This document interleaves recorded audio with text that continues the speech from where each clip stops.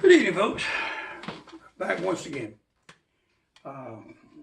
Tonight, I'm going to talk to you about a couple of things that happened to me that were, once again, a little unusual. Two run-ins I had with either spirits, ghosts, or whatever you want to call them.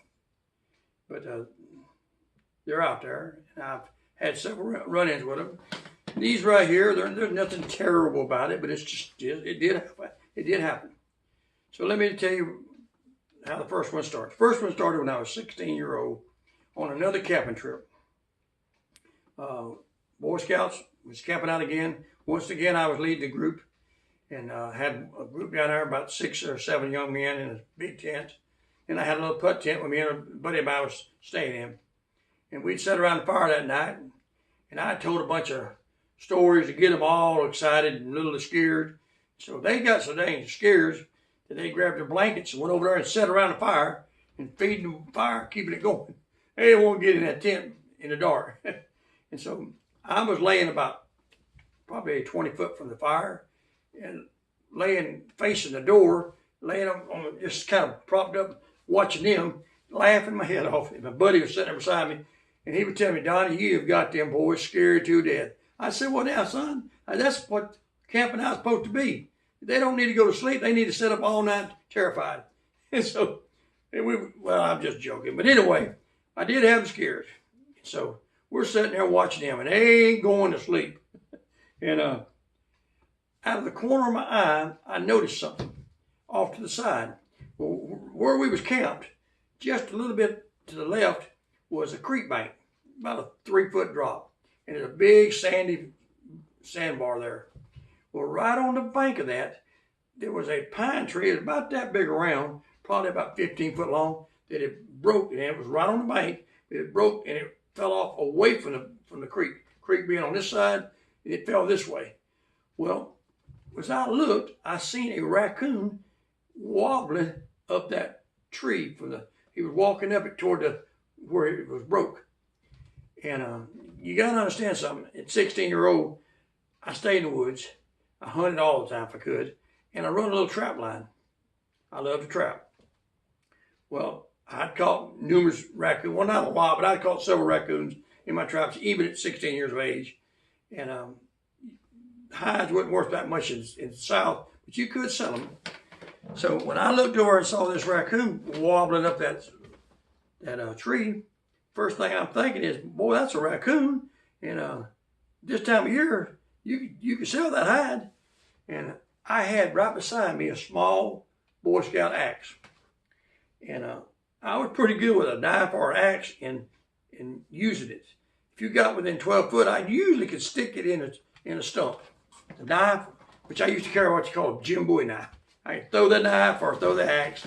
And I carried that overall into adult life. When I went into shooting muzzleloaders, we used to, in competition, do that there. And I was pretty good at it because I'd been doing it all my life. But anyway, when I saw that raccoon, I reached down and got that little axe and started to raise up because I was about 20 foot from it. If I got within 12 foot, I'm pretty sure I was going to be able to hit him.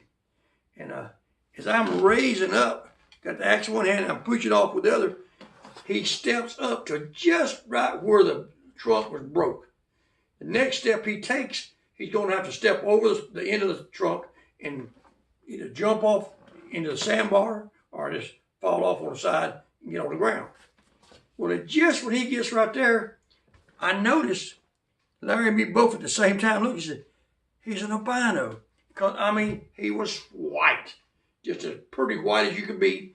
But you could tell where the black eyes of our raccoon, it was darker colored there, but it was still white. You know, it was like gray instead of being black. And the rest of his body was white, but you could see where he would normally have stripes, but it was lighter colored. It was an albino is what I thought. I'd never, ever seen an albino raccoon. I've seen half white squirrels, but never an albino. So when I see that, I think, man, I got to get this thing. I mean, there's no way nobody's going to believe it. Because me and Larry are looking at it, but once we get out of there, nobody's going to believe what we just saw. So I'm raising up. I've got the axe in my hand. All I need to do is take about 2 good steps and I'm going to be close. Well, just as I raised up, he just kind of stops, and I don't know, I can't remember really where he looked at us or but anyway, he stopped. When he stopped, he goes, just like that. I mean, it's just like that, like a balloon popping. And I mean, he was sitting there, and when it said pop, he said poof. There was nothing there. I mean, there was nothing there. He was lit up like all get out, but when it went pop, he was gone, just like poof, inside out, just pop. He didn't stagger, he didn't fall, he didn't jump, he did poof. and Larry looked at me and he said, "Did you see what I saw?" And I said, "Yeah, he popped." And he said, "Yeah, he popped." Well, Larry wasn't getting out of the tent. He stayed in the tent. I come out from that tent flying. I run down there, had to action. I know what I saw, but I couldn't be. He had to jump off on that sandbar. If he had stepped off on the bank, he was right there in front of my feet. And I know he didn't do that. If he jumped off on the sandbar, well, I'm going to get him. Well, I run down the sandbar. Sandbar is 20-something foot in diameter. Nice sandy, real, just pretty sand. There's not a track on it. I mean, it's nothing. It's just pretty white sand. And I'm looking around. I said, that's impossible. I know it looked like he just disappeared, but raccoons don't just disappear. And there ain't no such thing as a ghost raccoon. And I keep looking around, I said, there ain't nothing here. I mean, it really didn't. And Larry finally come down there. He said, "Donnie, tell me you found some tracks." I said, "Larry, there ain't no tracks." Larry says, "Donnie, I'm telling you, he didn't jump off her. You know he didn't either. He just popped and he was gone." And I had to look back at him. I said, "Well, how do you explain a raccoon being a ghost?" I ain't never, ever heard anybody in a million years say they saw a raccoon ghost. I said, but you went back up there, wasn't nothing scary about it. Sat there and thought about it. I said, I know what I saw. I said, "Larry, you see the same thing?" He said, "I saw everything you saw." He said, "That thing just said, poof," and he was gone. I said, I thought it was albino, but albino or not, he had to come off that tree and he didn't. He said, "No, he didn't come off that tree. You know he didn't." I said, "Well, I guess I saw a raccoon ghost." He said, "I don't think it's funny." I said, "Well, it is funny. I mean, there's nothing scary about a raccoon ghost." I said, "But how in the world are you going to tell?" He said, "I ain't telling nobody. You tell them if you want to, but you know they're going to make fun of you." I said, and them other boys are sitting there around the tent. I walked back over and they said, "What are y'all talking about?" I said, Nothing. I'd already scared them. If I really told them what I saw, even though it wasn't nothing scary, they'd got up and walked back to the house. They wasn't going to spend the night in them woods. So the other 6 boys, to this day, they was out there that night. They have no idea what we saw. Larry knows, but it was like, you can't tell somebody this. Well, I didn't for years. But years later, I started telling fellas at work some of the things that happened, and I bring this up. And just like I said, they made fun of me, and they still make fun of me, because ain't nobody, even if you want to believe in ghosts, will believe you saw a raccoon that was a ghost. But it did.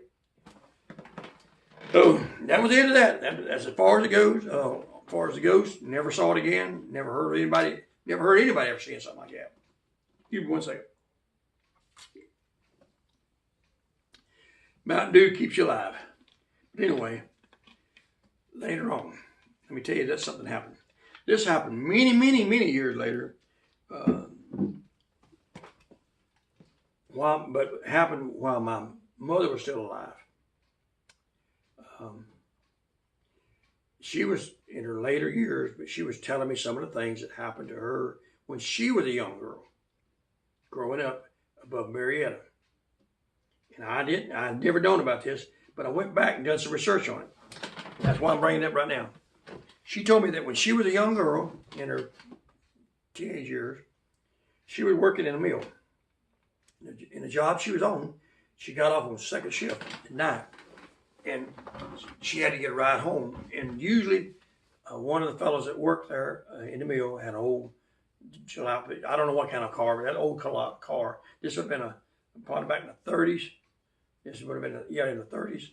He would take her, ride her to the house, and they was renting this old house, and I guess it's about 150 foot from the door where the 2 streets come together. It's out in the country, He would park right there. Not park. He would stop right there, let her out, and then she would walk up, across the yard to the house and go in the house. He just drive on off. Once he let her out, she was on her own. She's home, and this is how she only got home. But this particular night, he drove her up, and when he started to open the door, he said, "Wait a minute." My mother's name was Betty. He said, "Wait a minute, Betty." He said, "I'll walk you up the door." She said, "No, you don't need to walk me up the door." And they had I think it was about 8 steps up to a front porch that had a rail around it and then a door. And he said, "No, I'm going to walk you up there." So she said, "Well, okay." And he got out and walked about 100 foot across the yard. And the yard, you understand, where he parked in front of the porch right there, the yard went back down the hill a ways, about another 150 foot down the hill to where the 2 streets come together, and there was a big tree down there. But he walked her up there to the porch, and then he walked her up the porch till she opened the door. And she said, "Well, I appreciate this." I said, "Why in the world are you walking me up to the door here, And he said, "Well," he said, "I just want to make sure everything's okay." And this is a dark night, but there's a little bit of light out there. I mean, there's the moon shining somewhat. And she said, "What's wrong?" And he looked at her a bit, trying to look, stepped back out on the porch and looked down the yard, down to the end of the yard where that big tree was at. And he said, "There's somebody down there." And this is like midnight at night. And at that time, her brother was in the house. He was a lot younger. He's asleep. Her mother and father was asleep. And that's all the people lived there. And so she stepped out there and looked down the street, and sure enough, where that tree was at, you could see the silhouette of a man standing there, kind of propped up against the tree, just standing there. And the thing that you noticed about it, the reason you knew it was a man or knew it was a person, because he was smoking a cigarette. He'd raise that hand up, and you see that red glow of that cigarette. Take it down. You raise your hand up and take a smoke. And that man said, "I just want to make sure you got in the house okay." And he said, "Tell you what I'm going to do. I'm going to walk down there and ask him who that is, because I don't think he got no business to be out here showing at your house." So he walked back to his car, cranked the car, and backed up. When he backed up, he just turned his car and shined a light over on the tree. Well, when he shined his light on the tree, the man, he wasn't there. He couldn't see him. So he got out of his vehicle and walked up the tree and walked around the tree. There wasn't nobody there. And you could see around the yard there, there was nobody there. So he kind of looked around and stepped back there and done like this to her. And he's gone, So she went in the house. He left. Well, the reason I'll tell you about this, at that time, my mother told me they did have something weird going on in that house. They'd been living there for a couple of months. And 2 things was going on. My grandmother was having weird dreams. She kept dreaming that somebody was looking for something. Somebody was looking for something. And she couldn't figure out who it was or what. But ever so often, she'd have the same dream about going through the house looking for something. But she could never see who was doing the looking, whether it was her or somebody else, but it was going on. And she'd wake up. She said, I had that dream a week ago. Or I had that dream 3 days ago. That's the same freaking dream. But anyway, she'd have this weird dream. And then there was the other thing. There was a ghost in the house. And when I say ghost, they didn't believe in ghosts. Grandpa and my grandmother, they didn't believe in them. But this house was a normal, like a meal house, let's say. But on the back of the house, in a later time, they had added on to the kitchen. So when the part of the kitchen, the last section, actually had a sloping roof. So started off at probably 9 foot high ceiling, but like 8 foot away, it was down to 7 foot. It wasn't quite 8 foot up. So the roof sloped like this. Well, in that one corner, there was a door that went out on a back porch. And the door was a regular sized door, I guess 6 foot, whatever you call it. It was a solid wooden door. Well, what happened, Grandpa had noticed that when he'd get up in the morning, if he was the first one to get up, that the back door would be open, 4 or 5 inches. Sometimes it'd be wide open, but it'd be at least 4 or 5 inches, be open. And after a while, he told Grandma, I see that back then they didn't have air conditioning, so they did open the doors up, let it, let some of the heat in if it was a cold night or whatever, to keep the house cool. I guess not the heat in, let the cool in. On a hot night, let the heat out, let the cool in. Well, anyway, they would do that. But when it got on time, wintertime, when the fountain door opened, he said, they was heating with wood stove and had coal. He said, "You stupid! You left the dang door open. Don't leave the door open. The heat's going outside. It's cold." And my grandma would tell him, "I didn't do that." Well, he said, "Well, I didn't do it, so you had to do it. You need to think more about what you're doing." He chewed her out several times. Then she'd find the door open, and she'd accuse him. "You left the door open this time." And boy, he didn't like me to do it. No, he didn't do it. So after a while, they finally realized, because it was that obvious, because they were both checking the door, that door was open. They'd get up, it'd be open. Nothing happened in the house. That door was open. They'd never hear it open up. They'd never see it open up, but it would be open. So eventually, the old man, he said, "I've had enough of this crap. I don't know who's playing jokes on it, but it's going to stop." So he goes and buys big old nails, about 8 inches long, about the thickness of a number 2 lead pencil. And he drives 2 of them in the door, above the door frame with the top and about halfway down to the door handle, drives them through the wooden door into the wooden frame. And the only way you're going to open that door now is to take a hammer and put it on the inside and prise it back to get them nails out. Now, he didn't drive it slack. He left a little bit sticking out where he could do that. But he drove it through there. He's going to make sure. Now, let me tell you, the door had the old skeleton key, the old door handle lock. Had a skeleton key, put in there and turn it to unlock it. It had a lock on it, but it was unlocked. It was opened up every morning, or most every morning. So he done this, and I'll put a stop to it. He did that. Guess what happened? Got up, the nails were pulled all the way back. And they wasn't completely out, pulled all the way out of the door frame, and the door was open. Oh, he drove them through again.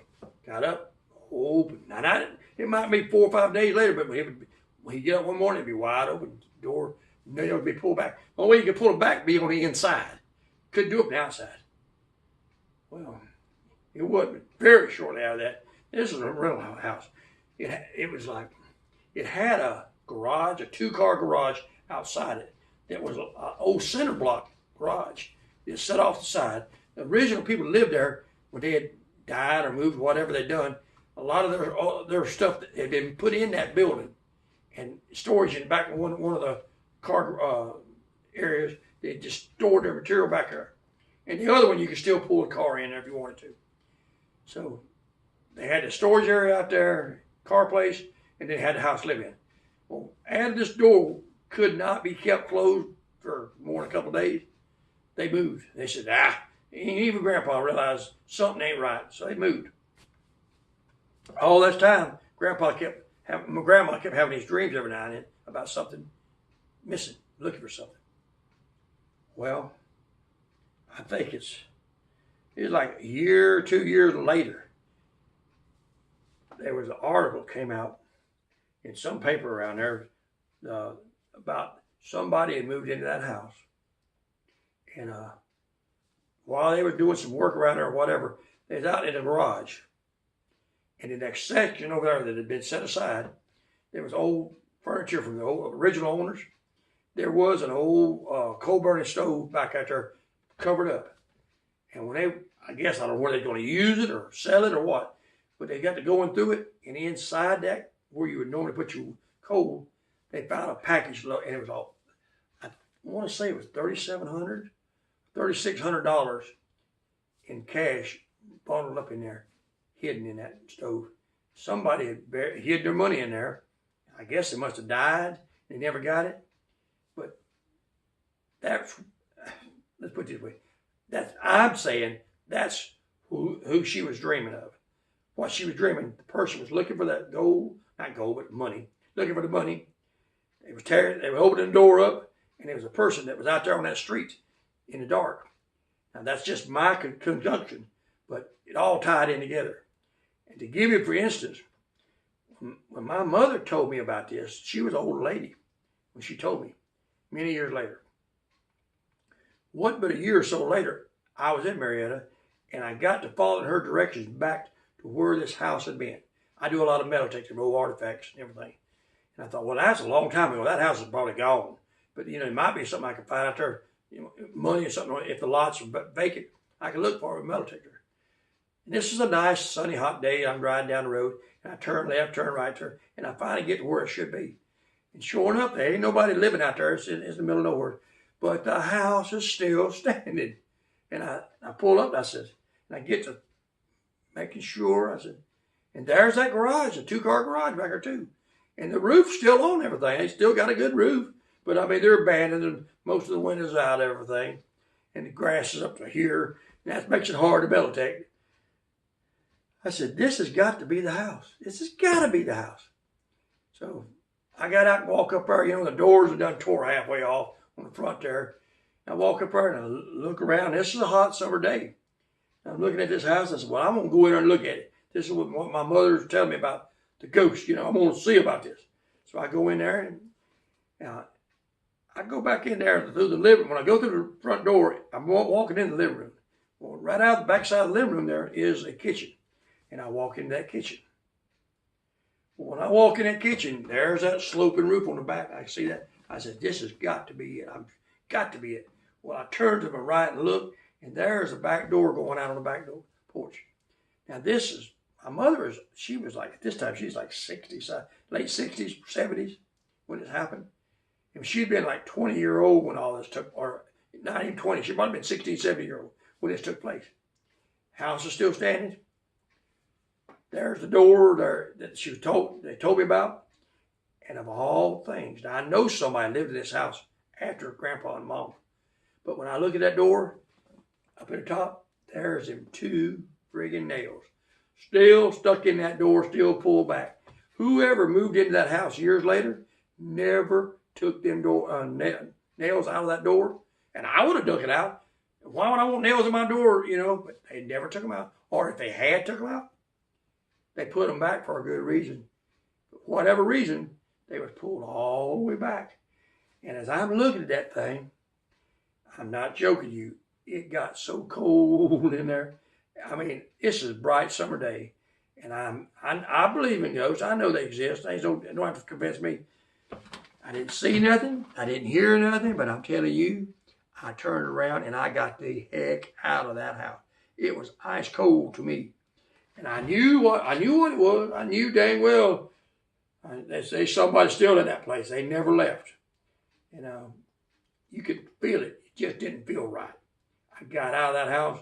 When I turned the yard, I had a metal detector. I said, I ain't metal detected for nothing. I got in the car. I never went back.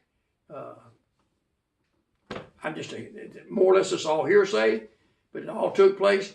I did see the door. I saw the 2 nails still in it. And that was 50, 60 years afterwards. I can't believe people lived in that house and never took them nails out. And if they did, why did they put them back? And if they didn't take them out, why did they leave them in there? If I was living in a house, I wouldn't want nails stuck up in the middle of my door. They were still there. And if the house is still standing, which would be another 20 years something now, since I walked in there, probably still in that door now. But it was amazing the house was even there then. But now that's 2 things that happened. Nothing special, I guess you'd say, but it did happen. I have one more I'll tell later on about this. It's really weird, but it all happened. But it has to be told by itself because it's a little bit more detailed. And do you believe in Abraham Lincoln? Do you believe in ghosts? Do you believe in Abraham Lincoln? I didn't say Abraham Lincoln's ghost. I said, do you believe in either one? Because that's what I'm going to call this. Let's just talk about Abraham Lincoln the next time. It'd be a very interesting story. All right, that's it for the day.